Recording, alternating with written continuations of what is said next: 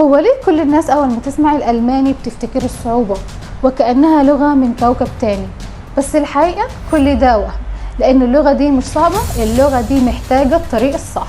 تعليم الألماني بقى ترند، مش علشان الناس كلها بتحب تتفلسف باللغات، لأ، علشان الكل عرف انه الألماني لغة السفر والشغل والمنع. اللي بيفرق بجد مش امتى تتعلم، اللي بيفرق بجد ازاي تتعلم. في ناس بتقعد تتعلم ألماني بالشهور، واول ما حد ألماني يكلمهم بيتجمدوا. في طريقة تانية خالص، تعتمد انك تفكر بالألماني مش تترجم، تعيش اللغة، تسمعها، تتكلمها كأنك هناك فعلا. والفرق انك تبطل تحفظ وتبدأ تفهم، ساعتها اللغة هتتحول من خوف لشغف. تعليم الألماني بقى ترند، بس الترند الحقيقي انك تبدأه بطريقتك، بطريقة تخليك تتعلم صح مش تضيع وقتك.